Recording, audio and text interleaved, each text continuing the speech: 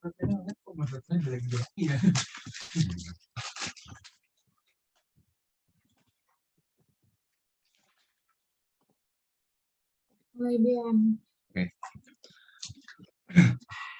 Assalamualaikum warahmatullahi wabarakatuh.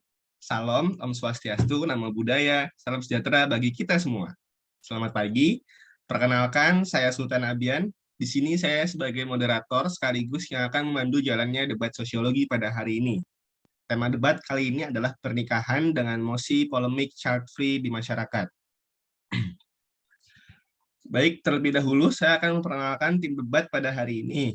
Terdapat dua tim, yaitu tim pro dan tim kontra. Kelompok 10 sebagai tim pro dengan anggota Abrian Yudhistira, Alia Kirana, dan Febrina Ajeng. Selanjutnya, kelompok 1 yang beranggotakan Leonard Akerina, Sasa Adisti, dan Anissa Fadila sebagai tim kontra. Kemudian saya akan menjelaskan beberapa tata tertib debat pada hari ini. Di antaranya, 1. Debat akan dipandu oleh moderator. 2.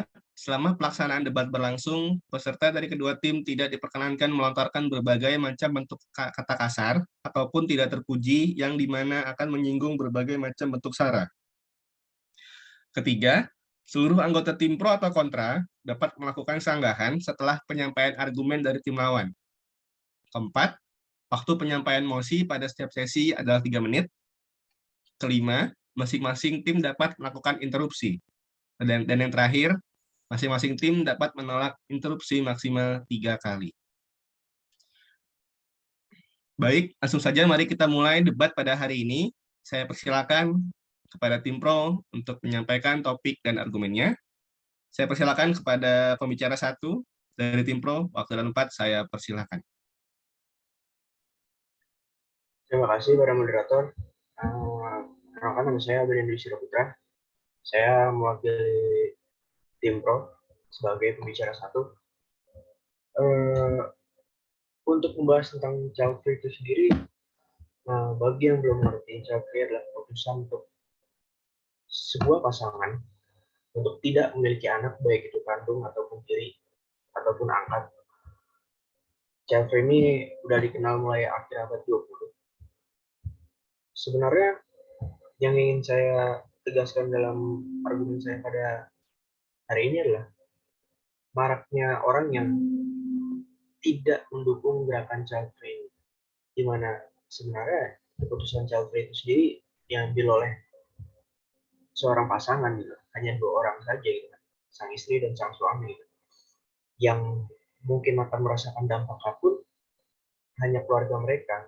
Jadi di saat gerakan child free ini ditentang oleh banyak orang, atas dasar apa ya? Karena bahkan di Indonesia sendiri pun tidak ada hukum yang mencegah akan hal tersebut, tidak ada hukum yang melarang hal tersebut. Sementara gaya hidup child free ini sendiri memiliki banyak alasan ya, karena tidak ada pasangan yang memilih untuk menjadi child free tanpa ada alasan jelas. Dari buku yang saya baca di sini, dari Courtney Mayer, dalam bukunya yang berjudul No Kids dengan 40 Reason for Not Having Children,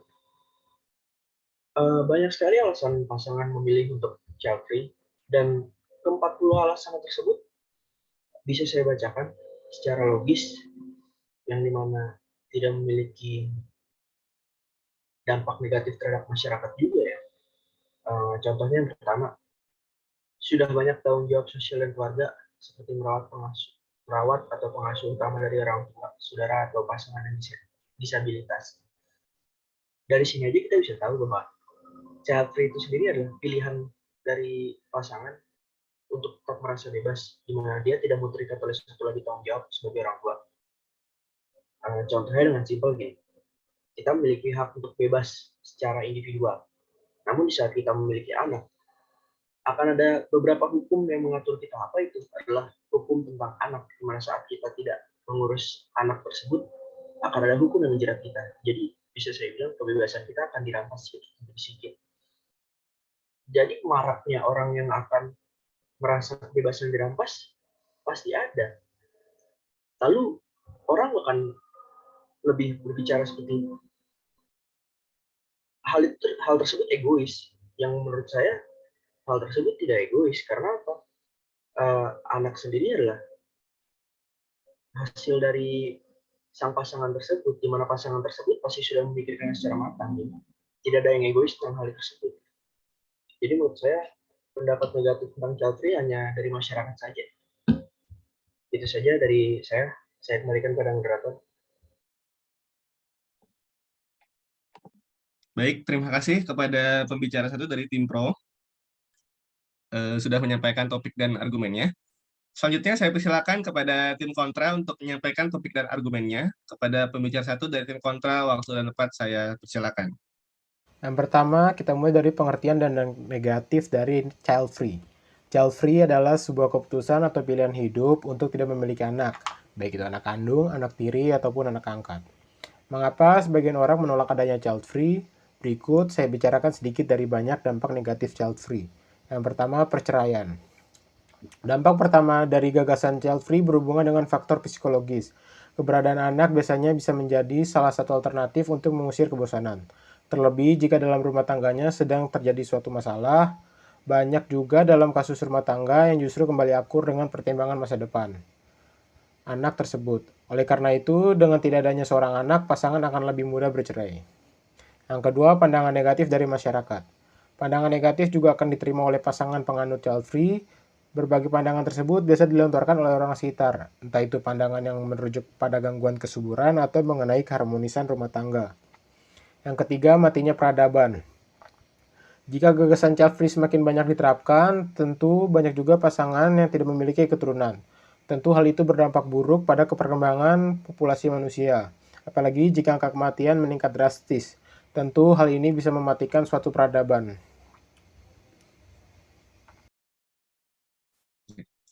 Baik, kedua tim telah menyampaikan topik dan argumentasinya. Selanjutnya, kepada pembicara dua dari tim Pro, saya persilakan untuk mengomentari argumen yang telah disampaikan. Silakan untuk menyampaikan argumennya. Baik, perkenalkan nama saya Alia Kirana Aprilia dari tim Pro Speaker 2. Jadi menurut saya yakin child free adalah sikap sebagian kecil perempuan sebagai hak pribadi. Boleh-boleh saja mereka memilih seperti itu. Dan masyarakat tidak perlu merespon secara serius. Karena menurut saya juga seseorang memilih child free bisa jadi ada dua alasan. Kemungkinan utama yang pertama adalah usia. Bisa jadi seseorang yang memilih tidak memiliki anak usianya masih muda, sedangkan di tingkat elementer perempuan juga bisa menunda untuk punya anak dengan cara menikah pada usia yang benar-benar sudah matang. Alasan yang kedua yaitu keinginan untuk berkarir. Jadi menurut saya tidak sedikit perempuan yang menganggap bahwa hadirnya seorang anak menjadi rintangan tersendiri. Baik, sekian dari pendapat saya kembalikan kepada moderator. Terima kasih. Kepada pembicara dua, waktu tersisa masih ada 2 menit. Ingin menambahkan atau cukup? Cukup.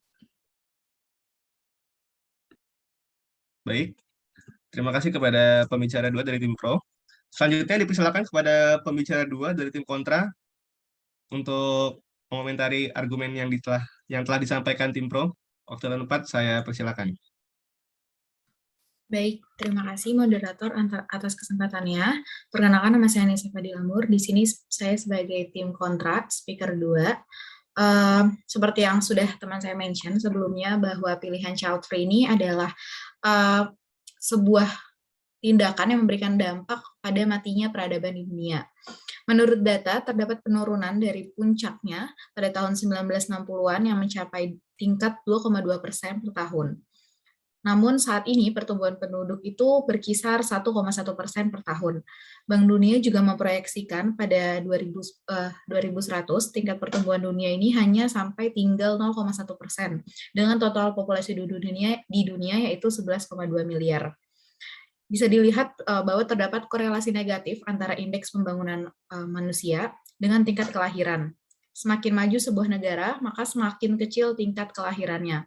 Dengan demikian, tingkat pendidikan, kesehatan, dan kesejahteraan yang semakin baik mendorong orang untuk memiliki pemikiran bahwa untuk tidak memilih untuk tidak ingin memiliki anak, dan semakin dikitnya anak di dunia. Masih berdasarkan dari data Bank Dunia juga, tingkat kelahiran per perempuan di Singapura itu hanya mencapai 1,14%, di Jepang itu 1,42%, sedangkan yang paling rendah itu ada di Korea Selatan sebesar 0,98%. Yang mana artinya negara-negara tersebut mengalami masalah populasi di masa depan yang mana akan mengakibatkan matinya peradaban dunia. Sekian dari saya. Instruksi moderator. Apakah interupsi diterima? Waktu tersisa 1 menit. Interupsi ditolak, mohon maaf. Baik. Selanjutnya dipersilakan kepada pembicara 3 dari tim pro untuk menyampaikan sanggahan argumen dari tim kontra. Baik, perkenalkan saya Febrina Susianti dari tim Pro Speaker 3. Di sini saya akan membacakan alasan dari beberapa perempuan mengenai child free. Pertama, dari kondisi mental dan psikologi beberapa perempuan. Perempuan dengan kondisi mental dan psikologis yang tidak stabil biasanya mempunyai kekhawatiran tersendiri saat mereka telah memiliki anak. Bahkan mereka khawatir jika anak akan mendapatkan kehidupan yang tidak layak hingga penelantaran anak mereka. Misalnya, perempuan memiliki persepsi atau konsep diri seperti tidak cukup mampu untuk memiliki anak, bukan tidak mampu secara fisik, tapi mungkin tidak mampu secara kemampuan berpikirnya. Itu seperti mengendalikan emosi dirinya sendiri. Kondisi mental seseorang perempuan menjadi salah satu alasan mengapa mereka memutuskan untuk child free. Selain dari kondisi psikologis itu, terdapat juga trauma masa kecil yang mereka alami. Keputusan atau pemikiran untuk child free biasanya disebabkan oleh trauma masa kecil yang belum dapat diatasi. Atau mungkin mereka mempunyai pengalaman traumatis di masa lalu saat mereka merasakan hubungan yang tidak baik antara diri mereka sendiri dengan kedua orang tuanya. Pengalaman traumatis yang dialami oleh seorang perempuan bahkan sejak kecil biasanya menjadi hal sulit untuk dilupakan bahkan hingga mereka dewasa. Mereka memiliki pandangan jika saat mereka belum siap menjadi orang tua, justru hanya akan menyakiti anak mereka juga sebagaimana diri mereka sendiri dahulu. Peristiwa traumatis meninggalkan dampak di masa itu hingga jangka panjang. Intinya, peristiwa bisa menjadi faktor lain yang dapat mempengaruhi seorang perempuan memutuskan untuk child free. Baik, itu saja. Interupsi. Apakah interupsi diterima? Interupsi diterima. Baik, silakan kepada tim kontra untuk menyampaikan. Waktu tinggal 2 menit. Baik, terima kasih moderator. Sebelumnya kepada Kak Febrina tadi sudah menyinggung bahwasanya adanya child free ini disebabkan oleh kurangnya kekuatan mental. Nah, saya mendapatkan pandangan bahwa dari Dr. Tri dari UNS ini menyinggung bahwa perkembangan saat ini menurut Erikson yaitu memasuki tahap stagnan versus generativitas, yaitu di mana orang yang stagnan cenderung sulit menemukan cara untuk berkontribusi pada kehidupannya. Sementara generativitas akan mendorong seseorang peduli pada orang lain, kemudian selalu menciptakan dan mencapai hal yang membuat dunia menjadi tempat yang lebih baik, termasuk melalui pernikahan. Akan tetapi, pada perkembangannya, generativitas ini tidak hanya membatasi pada domain pernikahan dan menjadi orang tua, sehingga orang-orang yang memutuskan untuk hidup lajang atau child free biasanya akan mengekspresikan generativitasnya melalui berbagai bidang kehidupan. Di sisi lain, Dr. Tri mengatakan bahwa ketidakyakinan akan kemampuan dalam merawat dan mengasuh anak menjadi salah satu kekhawatiran yang seringkali dialami. Oleh karena itu, salah satu pembekalan yang penting diberikan di masa persiapan pernikahan itu adalah membangun parenting self-efficacy pada keduanya, sehingga calon ayah atau ibu memiliki keyakinan diri terhadap kompetensinya dalam merawat dan memberikan pengasuhan pada anak yang secara positif. Seperti itu. Terima kasih, moderator. Baik, waktu tersisa 30 detik. Ingin menambahkan atau cukup? Cukup. Baik. Selanjutnya dipersilakan kepada pembicara 3 dari tim kontra untuk menyampaikan sanggahan argumen yang telah disampaikan oleh tim pro. Dipersilakan. Baik, perkenalkan saya Sasa Adisti dari tim kontra speaker ketiga. Seperti yang sudah dimention pada teman-teman saya sebelumnya, bahwasanya child free ini memiliki alasan yang paling umum dikemukakan oleh orang-orang yang menganutnya, yaitu memutuskan untuk menjadi child free adalah bahwa cara ini efektif untuk menekan overpopulasi. Apakah benar begitu? Kalau memang begitu, mengapa saat ini negara-negara di Eropa justru sedang gencar menaikkan angka kelahiran di negaranya? Seperti yang dilansir oleh BBC pada Oktober 2019 silam, negara-negara seperti Finlandia, Estonia, dan Prancis justru memberikan tunjangan yang cukup besar agar warganya mau memiliki anak. Bahkan seorang peneliti dari International Institute of Environment and Development di London, David Satterthwaite, mengatakan bahwa bukan jumlah orang di planet ini yang menjadi masalah, tetapi jumlah konsumen, skala, serta sifat konsumtif mereka. Hal ini dibuktikan dengan penelitian yang menyebutkan bahwa kota dengan penduduk berpenghasilan tinggi justru memberikan dampak besar terhadap masalah lingkungan, berbeda dengan penduduk di perkotaan yang berpenghasilan rendah. Konsumtifnya sangat rendah, bahkan hampir tidak memiliki efek apapun pada emisi gas rumah kaca. Sehingga jika memang dikatakan bahwa child free ini akan menekan overpopulasi, justru saya tidak setuju dengan hal tersebut. Terima kasih. Saya kembalikan kepada moderator. Baik, waktu tersisa 1 menit. Ingin menambahkan atau cukup kepada pembicara 3 dari tim kontra? Cukup, terima kasih. Baik, jika tidak, sebelum debat ini berakhir, diberikan kepada kedua tim untuk menyampaikan pernyataan penutup.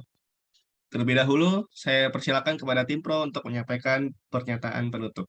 Waktu dan tempat saya persilakan. Terima kasih moderator.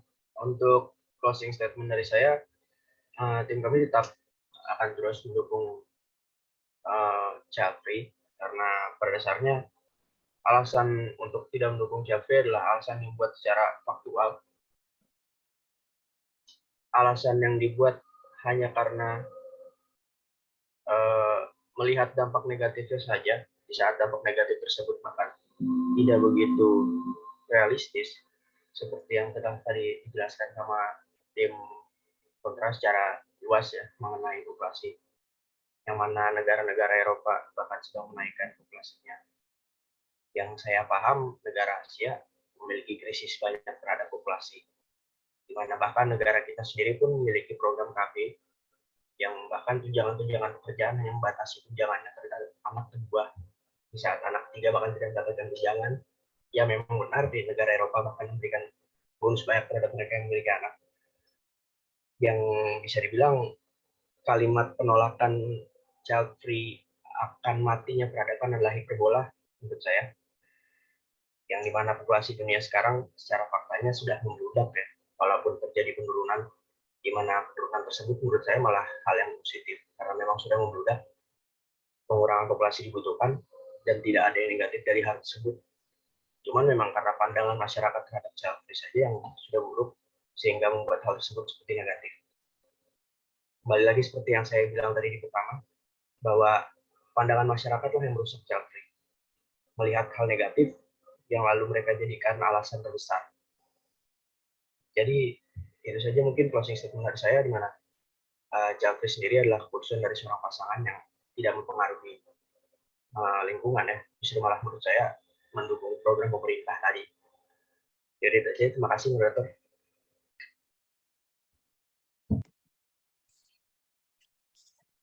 Sisa waktu 30 detik, ingin menambahkan atau cukup kepada tim pro?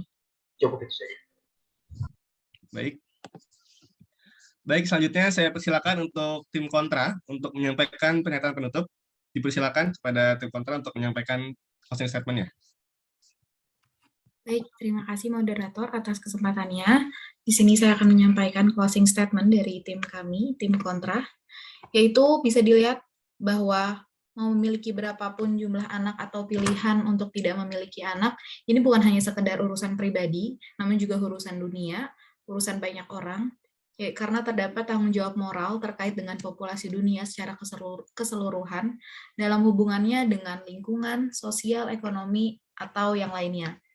Yang mana bisa dilihat tadi, bayangkan jika ada hampir 50% populasi di dunia memilih untuk child free, akan ada dampak, yaitu matinya peradaban dunia, dan banyak sekali permasalahan yang akan muncul dari situ. Kita harus melihat dampak negatif tersebut, walaupun kemungkinan memang kecil, namun dampak negatif tersebut bisa saja terjadi seperti itu. Dengan ini, kami dari tim kontra tetap pada argumen dan tetap pada pilihan kami, menolak adanya pilihan child free ataupun polemik pilihan untuk child free di masyarakat. Sekian dari saya. Saya kembalikan ke moderator. Tersisa waktu 1 menit untuk penyampaian closing statement. Ingin menambahkan atau cukup? Sudah cukup. Baik, terima kasih kepada tim kontra telah menyampaikan pernyataan penutupnya. Terima kasih kepada kedua tim yang telah menyampaikan pernyataan penutup. Maka dari itu debat dengan mosi polemik child free di masyarakat telah selesai. Sampai jumpa di debat selanjutnya. Terima kasih atas perhatiannya. Wassalamualaikum warahmatullahi wabarakatuh.